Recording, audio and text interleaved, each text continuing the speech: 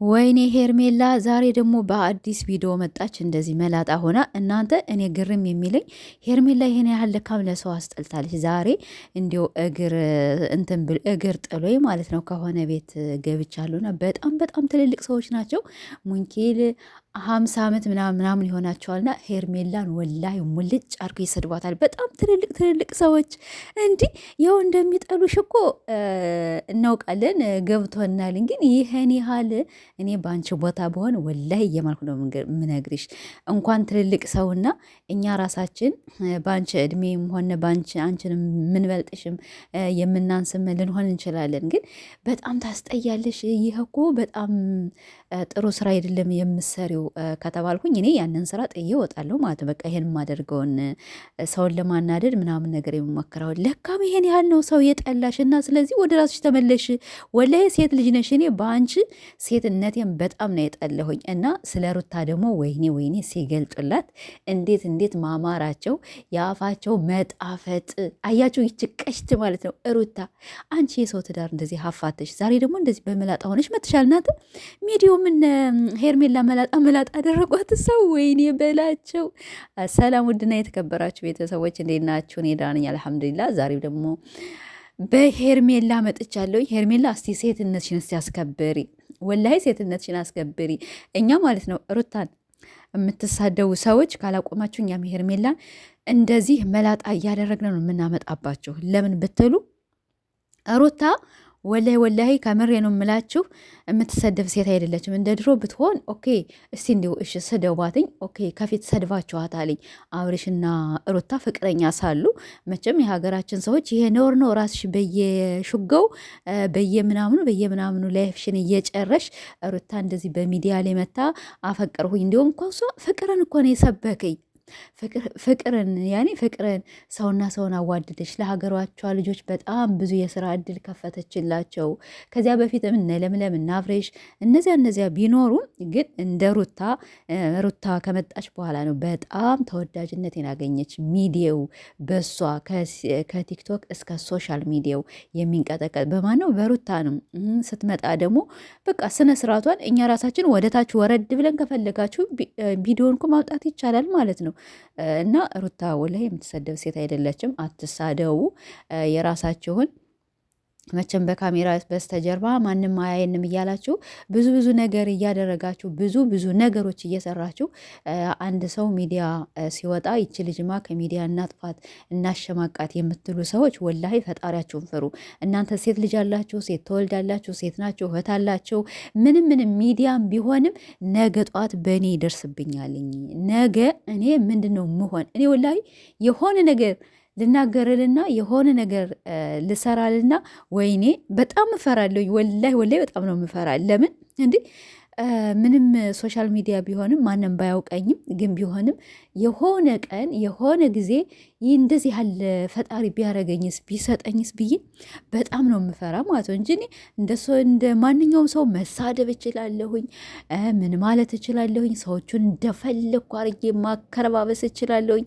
ግን የበፊቱን የሚመጣውን ህይወቴን አስባለሁ ማለት ነው። እንዲህ ልጅ በወልድስ ልጅ እንዲህ ቢያረጉብኝስ በሌላ ሰው ከሚዲያ ብጠፋም እኮ ይሄ ነገር ከአእምሮዬ ተቀርጾ ይኖራልኝ። አሀ ያቺ ልጅ የሰራኋትን አሁን ለእኔ እየደረሰኝ ነው ብዬ አስባለሁ ማለት ነው። በቃ ሶሻል ሚዲያ በሚያመጡት ቪዲዮ ያው ይረገጣሉ። እንደ ሶሻል ሚዲያ እነሱ የሚያመጡት ቪዲዮ እንዲረገጡ፣ እንዲሰደቡ፣ አስተያየት እንዲሰጡ ነው ሆ እያሉ የሚያጠፉ እና አብርሽም እነ ሩታም እነ ሄርሜላም ግን ቢሆንም የሄርሜላ ደግሞ በጣም የባሰ ጋለሞታ። እናንተ ስማ እኮ ጋለሞታ ተባለ ማለት ነው። እናንተ አልሰማችሁም እንዴ? ስማ ጋለሞታ ተብሏልኝ። ያችን መቤት የምትባለው ደግሞ እረፊ አንቺ።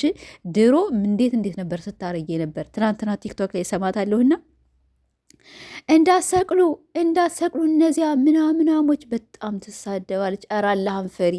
ወይኔ ልጅሽ አሁን የቲክቶኩን ሴው ይቺ የኔ እናት ናት፣ እመቤት የኔ እናት ናት ይልሻልኝ። ወላሂ ለሰው እስቲ ስትሉ ለልጃችሁ ስትሉ የሆነ ነገር እስቲ የሆነ ስሜት ይሰማችሁ እና ሩታ በእናንተ አፍ የምትሰደብ አይደለችም። ዘወር ብላችሁ እዩ፣ ዘወር ብላችሁ አሰቡ። ነገ በእኔ ቢደርስስ ብላችሁ እሰቡ ማለት ነው። እና ሩታዬ ይሄን የመሰለች ሸንቃጣ የኔ ማር የአብርሽ ንግስት ሄርሜላ እኮ ያው ዞሮ ዞሮ መውጣቱ አይቀርም። አሁን ደግሞ እንግዲህ አብርሽ ትናንትና አንቺ እንዳትወጪ ልጃችን አብረን እናሳድጋለን፣ ከፈለግሽ እኔ ቤቱን ጥዬልሽ እወጣለሁኝ፣ እኔ ወንድ ነኝ። አዎ ወንድ ልጅ ችግር የለውም፣ ወንድ ልጅ ቢረገጥ ጣጣ የለው፣ ብቻ ሴት ማለት ነው እንዳትረገጥ። ወላሂ ሴት ልጅ አንድ ሰው እንዳይነካት ማለት ነው። እኛ ሄርሜላም ቢሆንም እነመቤት ቢሆንም ሴት እስከሆናችሁ ድረስ ወላሂ እንደግፋችኋለን ማለት ነው። ከምሬ ነው የምላችሁ። እኔ ከእውነቴ ነው የማወራ። እንደዚህ መቀለድ ምናምን ነገር አይመቸኝም፣ ግን ቢሆንም ሴትናችሁን አስከብሩ። እንድትተቸው ከፈለጋችሁ እንድትፈምሱ ከፈለጋችሁ በራሳችሁ አይዲያ መታችሁ የሆነ ነገር ስሩ። በቃ እንሰደባቸው። እናንተ እኮ ወይኔ ከትልቅ እስከ ትንሽ ወይኔ ከአዛውንት እስከምን ልበላችሁና በጣም ከሰው አይን ገብተሻልኝ። ያው እንግዲህ ጋለሞታ የሰው ባል እየወሰደች እና ጥሩ አይደለሽም እየተባልሽ አስተያየት እየተሰጠሽ ነው። ወደ ራስሽ ተመለሽ። ሩታዬ ደግሞ የታገሰ ሰው በነገራችን ላይ ያልፍለታል። የማታ ማታ አሁን ምንም ሩታ ለስድብ ቦታ የላትም። ለማንም እንዲች የዚች ጥፍር ታህል ከጥፍር ቆሻሻው አትቆጥራችሁም እናንተ ተሳዳቢዎች እንጂ ሩታም ሆነ አብረሽም ሆነ የሆነ ነገር ማድረግ ይችላሉ፣ መብታቸው ነው።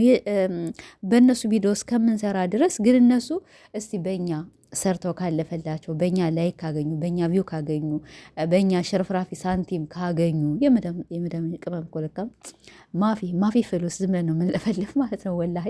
እና እንደዚህ ብለው በቃ ሰጥተዋል። እነሱ ግን የሚሳደቡ ሰዎች ወይኔ ይሄን ያህል እናንተ ቤተሰቦቻችሁ ግን ሁለተኛ ደግሞ ቀልባችሁን ለምን የምታደርቁ በስድብ? አረ ወደ ራሳችሁ ተመለሱ። ላይ ላይላ አሁን ብትሞቱስ እንዲህ እንዳላችሁ ሰው እንደተሳደባችሁ ወይኔ በቃ በዚህ እኮ ነው የምትቀሰቀሱ።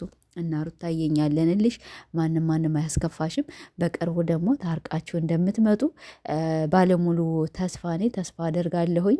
መቼም ቢሆን እናንተ አብርሽና ሩታ በሚዲያ ተለያየን ብላችሁ እንዲሁ እንደዚህ በድንገት የሚቀር ነገር አይደለም። ሽምግልናም ይባላል። እሱን እንደምታስገቡ በሽምግልና እንደምትታረቁ በሩታን ቤተሰብ በአብርሽን ቤተሰብ መቼም የሆነ ነገር እንዳለ ያው ውስጥ ይሰማኛል። ለምን አንድ ባልና ሚስት ሲጣላ ያው ባልና ሚስት መቼም በየሁላችንም ሀገር በየአካባቢያችን በምንኖርበትም ሆነም የሆነ ባልና ሚስት ሲጣሉ ለወዲው ኦኬ ፈታሁኝ ይላል ባልየው። ከዚያ በኋላ ሚስቲቱም ወደ ሌላ ቦታ ትሄዳለች። ከዚያ በኋላ ከወራት በኋላ ምናምን ነገር ያው መቼም ሽምግልና ይገባል አይደለም። እኔ እንደዚህ ያለ ነው እንጂ ዝም ብሎ የሚሻ ሻዳ ምንድነው የቃቃ ጨዋታ ይሆን በቃ ፈርም ያለው የሚባል ነገር እኔ አይቼ አላውቅም። ይሄ ደግሞ የእናንተ ቃቃ ጨዋታ ነው ማለት ያው ስሩ፣ ችግር የለም። እኛም እንደግፋቸዋለን በምታመጡት ቪዲዮ ደግሞ ሩታም ሆነ አብርሽም ሆነ እናንተን ለሚጠቅማችሁ ያው በ3 ዓመት ምናምን ነገር እናንተን ደግፈን እንደዚህ በቀላሉ መተው